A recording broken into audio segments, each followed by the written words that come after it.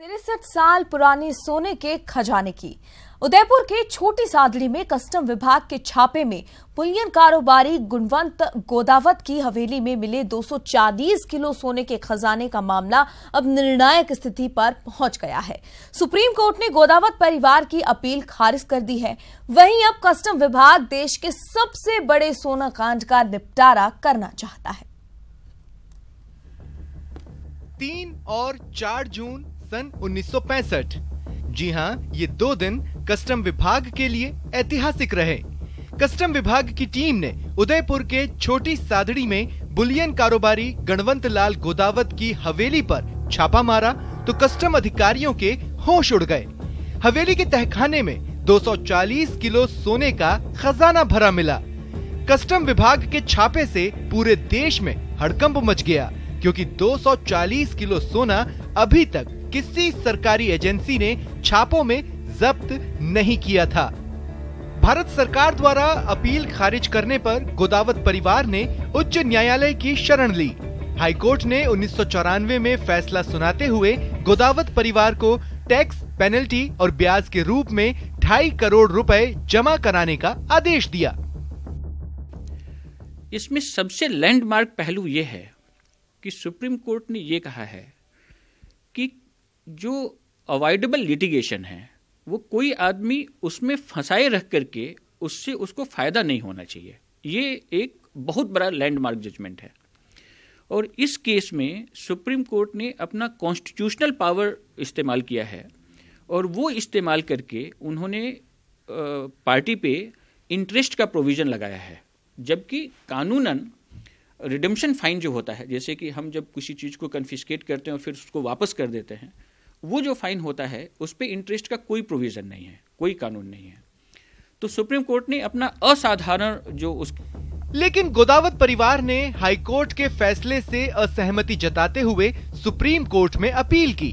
गोदावत परिवार ने अपनी अपील में 12.5 लाख रुपए पर कस्टम ड्यूटी, पेनल्टी और ब्याज जमा करवाने की मांग की। हाल ही में 22 नवंबर 2017 को सुप्रीम कोर्ट में जस्टिस जे चेलामेश्वर की अदालत ने गोदावत परिवार की अपील को खारिज कर दिया। सुप्रीम कोर्ट ने कस्टम विभाग को जब्त किए गए 240 किलो सोने पर गोदावत परिवार को 1965 से अब तक 10% ब्याज समेत सोने की वर्तमान दर से टैक्स और पेनल्टी वसूलने के आदेश दिए हैं। देखिए, सुप्रीम कोर्ट का जो आदेश है वो सबके लिए मान्य है, वो हम भी उसका उतना आदर करते हैं और हमें पूरा विश्वास है कि जो पार्टी है वो भी उतना ही उसका आदर करती है। तो हमने पार्टी को एक चिट्ठी लिख दी है कि ये माननीय सर्वोच्च न्यायालय का ये निर्णय है और उसके संबंध में हमने उनको कहा है कि ये निर्णय मानना है, तो इस हिसाब से उस निर्णय के अनुसार आगे की कार्यवाही करें। आपके जो ड्यूज़ होते हैं वो ड्यूज़ आप पे कर दें। पार्टी का कुछ सोना हमारे पास अभी भी रखा हुआ है, तो हमने ये भी कहा है कि आपके पास ऑप्शन है, आप वो जो ड्यूज़ हैं सुप्रीम कोर्ट के हिसाब से वो पे करके और आप अपना सोना वापस भी ले सकते हैं। अब 240 किलो सोने की कीमत 80 करोड़ रुपए से ज्यादा हो गई है। साथ ही केंद्रीय वित्त मंत्रालय ने सोने पर पेनल्टी और ब्याज की दरों में भी कई गुना वृद्धि कर दी है। गोदावत परिवार के लिए अब कस्टम विभाग से सोना छुड़वाने के लिए सोने की वर्तमान कीमत से ज्यादा टैक्स, पेनल्टी और ब्याज चुकाना पड़ सकता है। Rakesh Sharma, ETV news, Jaipur. IPL 11 के लिए शनिवार को खिलाड़ियों की नीलामी हुई। इस नीलामी में राजस्थान के खिलाड़ी मालामाल हुए।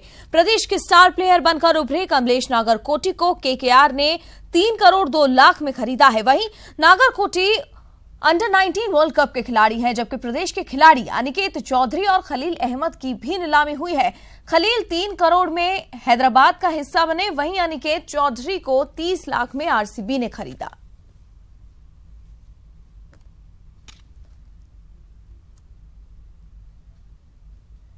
बता दें कि कमलेश नागरकोटी जहां अंडर 19 टीम के पार्ट रहे हैं, उनका बेस प्राइस 20 लाख रखा गया था, लेकिन सोल्ड प्राइस उनका पहुंचा 3 करोड़ 2 लाख तक। खरीदार थी कोलकाता नाइट राइडर्स। वहीं अगर बात करें निकेत चौधरी की, राजस्थान रणजी टीम के पार्ट रहे हैं। बेस प्राइस इनका 20 लाख रुपए रखा गया था, 30 लाख इनका सोल्ड प्राइस रहा।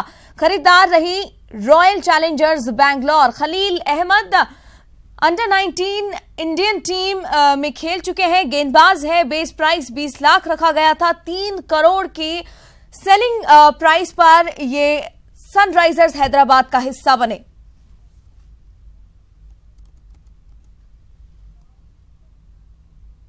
वहीं क्रिकेटर खलील अहमद को आईपीएल की सनराइजर्स हैदराबाद टीम ने 3 करोड़ रुपए में खरीदा है। खलील अहमद के सनराइजर्स टीम में चयन के बाद से ही टोंक में खुशी की लहर है। प्रशंसकों ने खलील अहमद के कोच इम्तियाज अहमद खां के घर पर जमकर खुशियां मनाई और मिठाई खिलाकर कोच इम्तियाज अहमद को खलील की इस उपलब्धि की बधाई दी।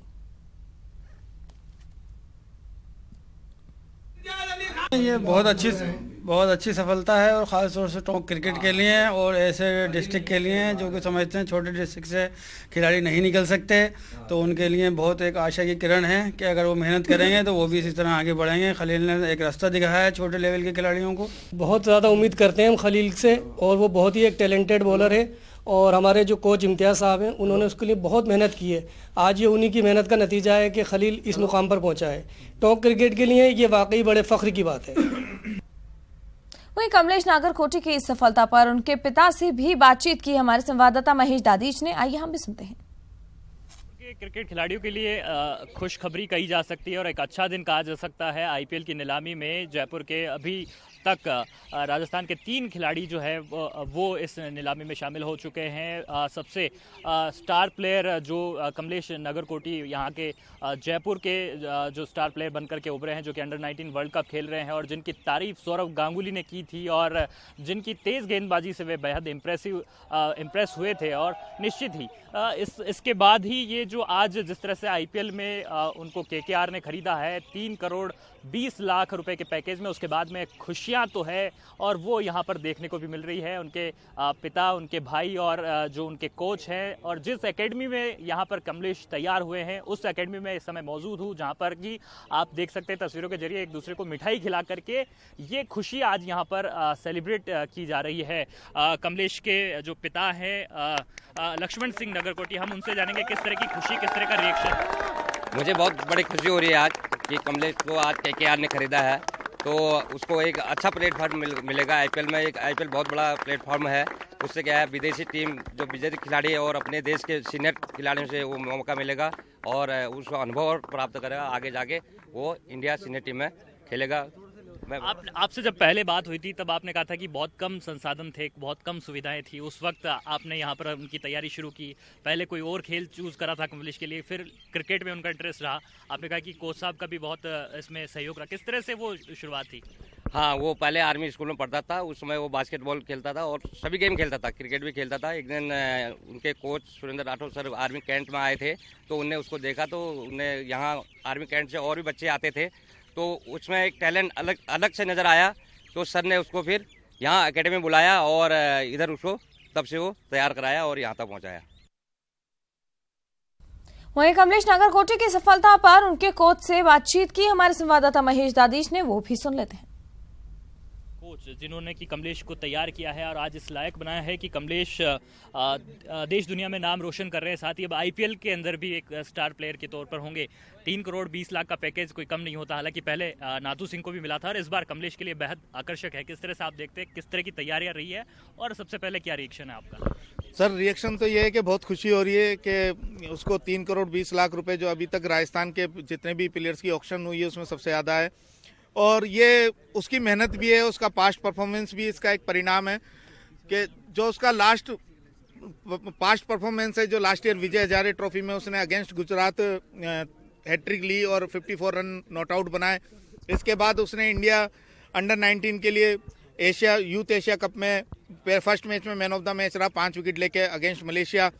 उसके बाद उसने इमर्जिंग कप में और इंग्लैंड टूर पे इंग्लैंड में 2 टेस्ट मैचों में 14 विकेट लेके और अभी वर्ल्ड कप के 2 मैचों में उसने अगेंस्ट ऑस्ट्रेलिया 3 विकेट लिए और 27 रन नॉट आउट बनाए और 1 रन आउट किया। अगेंस्ट बांग्लादेश उसने वही परफॉर्मेंस क्वार्टर फाइनल में परफॉर्म किया और 3 विकेट लिए, 1 रन आउट किया।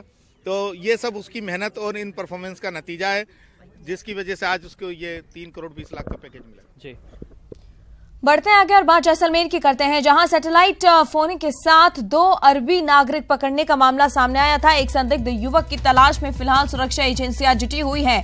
अरबी नागरिकों को जोधपुर से थाट गांव लाया गया था और बता दें कि अरबी नागरिकों की गिरफ्तारी के बाद से ही ये युवक फरार है।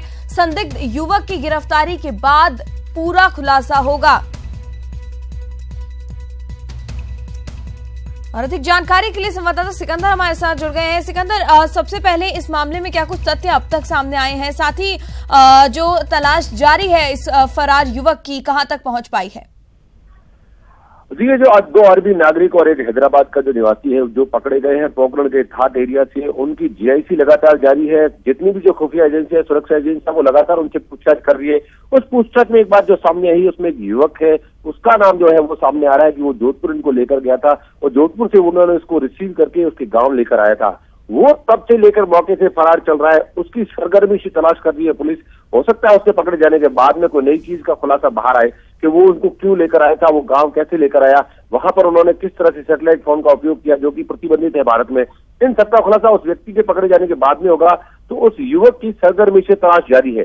जी चलिए सिकंदर, तमाम जानकारी के लिए धन्यवाद। तो बता दें कि तलाश फिलहाल इस युवक की जारी है। 2 अरबी नागरिकों को पकड़ने का ये पूरा मामला है।